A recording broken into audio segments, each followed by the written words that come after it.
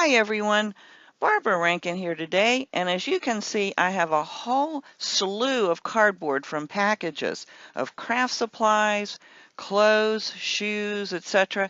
that I've saved mostly because I like the shape or the feel of it. I keep them on one of these binder rings, but I think I'm going to need a bigger ring to add these that I just saved. So I think I'm going to choose one of these that would make a nice size. And I'll put that to the side. And I do want to try one of these smaller ones that I have here. I was thinking maybe something like that might be nice. So let me go ahead and set these aside and we'll get started on prepping them. The first thing we want to do is prime the tags. The surface is slick and has a semi-sheen coating to it that, in addition to covering up the writing, we want to give our surface a nice tooth for our layers to stick to. For this, I'm going to use black gesso. After brushing the gesso over the surface, I used a dabbing motion with the side of my brush to add a little texture to the background. Speed up the drying time with your heat tool. I'm going to set this little tag aside for now. And I have this flourish stencil from Tim Holtz that I want to use for some dimension on the background. For that, I'm going to use Olive Vine Radiant Gels. This is a thick three-dimensional paint. I want to keep the design in the top and bottom corners opposite each other.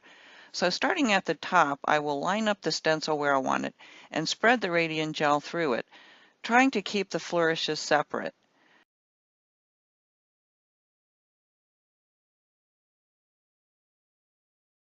You will want to clean the stencil right away by scraping off the excess paint first, then using a damp wipe to remove the rust. If needed, you can use your cleaned spatula to scrape off any areas of the paint you do not want.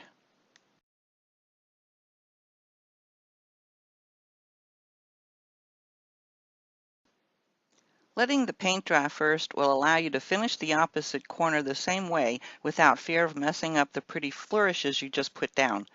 Once again, clean off your stencil right away.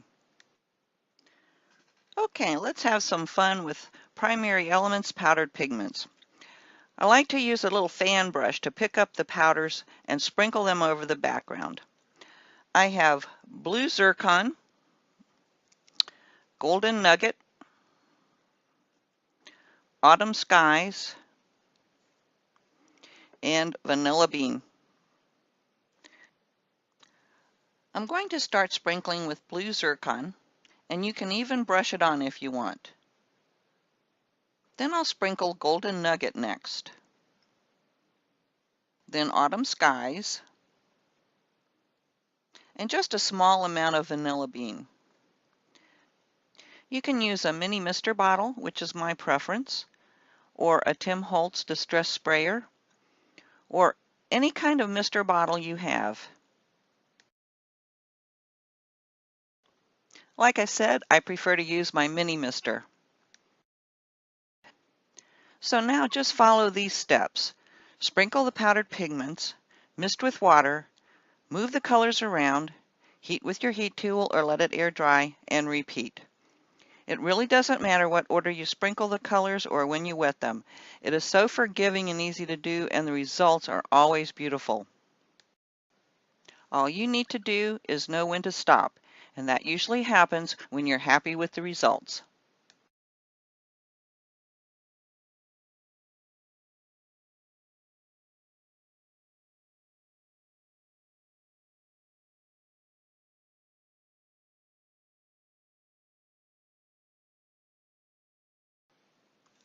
Okay, I feel like my piece is missing something, and I think that something is pink.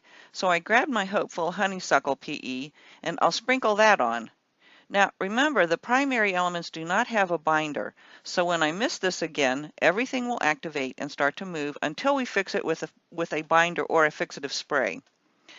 I'm going to be using the heat tool to speed up the drying time, and that will help waylay the water and pigments from moving too much. Just keep repeating the process until you like it.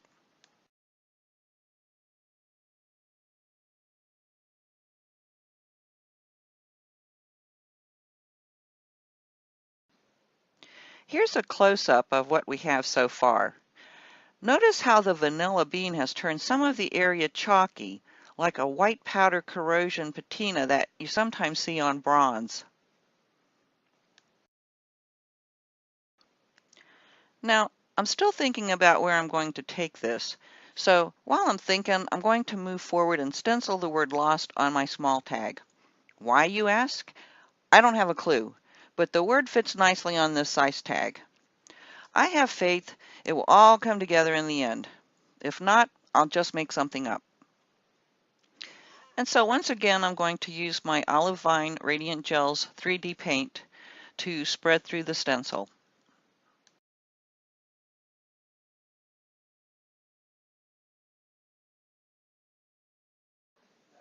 Now, once you're finished, remember to clean your stencil. Okay, I've decided I'm happy with my tag background at this point. So I have a decision to make. Do I remove some of the powder on top of the stenciled flourishes and bring back the olive color? Or do I leave it like it is now? Because once I seal it, I won't be able to remove that powdered pigment anymore. I will remove just a few spots with a damp baby wipe, but you need to be careful or you will also remove some of the powder on the background too. I really like the variegations of color, so for the most part I'm going to leave it as is and take it outside to spray with my clear acrylic coating. You can also brush some of the pigments around before you seal it. Okay, I've used my crystal clear acrylic sealer, but it does have an odor, so I sprayed it outside. Plus, it's probably not a good idea to breathe in the vapors. Here is a close-up of how it looks. I really like it, and I can see the texture I created when I dabbed that black gesso with my brush, but I'm not sure if I'm able to capture it on film. So I've cleaned up my space a bit, and now I'm thinking about what to use for my embellishments. You remember I decorated the smaller tag with the word lost, but I think my background is so pretty I really don't want to cover it up with a lot of embellishments. So I'll put this aside for another project. In the meantime, I went ahead and die cut some pieces that I think will enhance my tag but not cover up the pretty colors. So I cut this Eiffel Tower piece from black medium weight chipboard and I ran it through its coordinating embossing folder. I also cut and embossed this fleur-de-lis with this Momenta die and black cardstock. Let me see if I can get you a close-up of the embossing.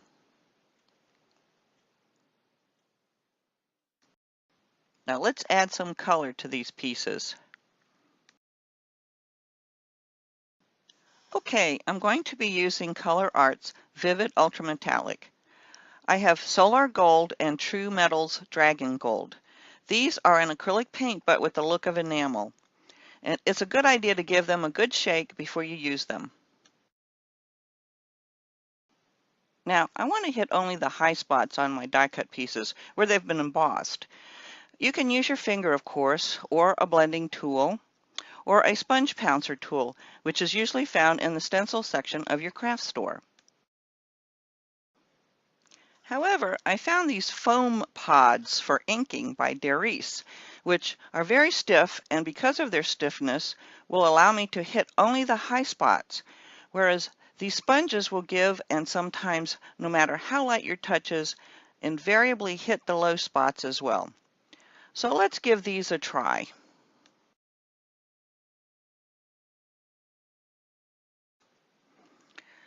So I'm going to put out just a little bit of the Solar Gold and a little bit of the Dragon Gold. And the true metals means that it actually has metal particles inside. Now, when using this tool, you're going to want just a very thin coat of paint on the end of the pod. If you get too much, just continue rubbing it off on your craft mat. Then apply it to the piece, keeping the tool flat against the paper or chipboard. You can use a swiping motion with great results. Remember, if you don't get good coverage with the first swipe, you can come back again with more. And when you're done, simply wipe off the excess paint with a rag or a paper towel. Okay, this paint dries really quickly, and of course we had such a thin coat anyway. So let's go ahead and I'll use my fast grab tacky glue to adhere my pieces down.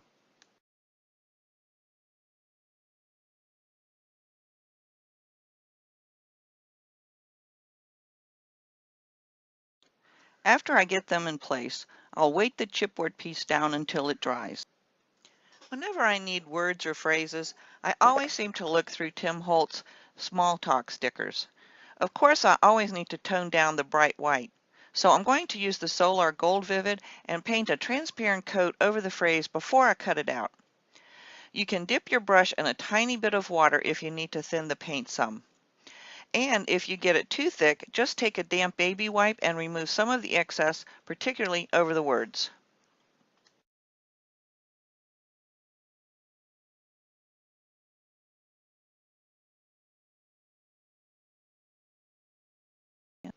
I'm going to separate the phrase into sections that will fit in the space that's left along the right edge of the tag. Then I want to back them with black chipboard. I'm using the leftover scrap chipboard and gluing each section of the phrase along the straight edge. Then I'll cut each section apart, leaving a very thin border of the black showing. This will give the phrase dimension and make those words pop. Then I'll just glue them in place with the tacky glue.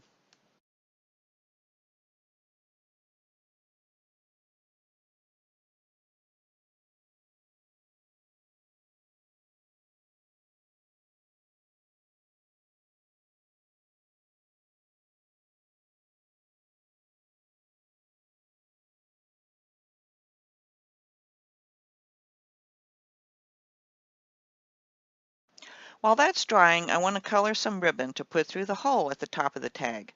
I have some 1.5 inch wide off-white ribbon that I cut to about 12 inches long. I decided to bring out the pink in my tag, so I grabbed my Passionfruit Radiant Rains concentrate and applied the color to the ribbon, wetting it to dilute the color a bit. I like to wet it and scrunch it up and squeeze the watery color through the fabric. Then I lay it back out. You can use your heat tool to speed up the drying time. When the ribbon is dry, go ahead and add it to your tag.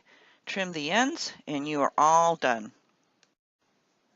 Stick around for some still shots and close-ups.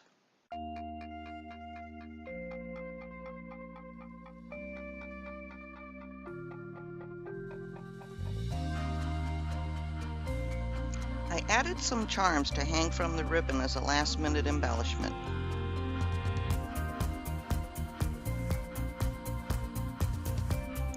I'll post a complete list of supplies in the description area below the video. For more inspiration, you can find me on these social media links. If you enjoyed today's project video, please give me a thumbs up, and I hope you will consider subscribing to my channel. Thanks for watching, and always take time to play. See you next time.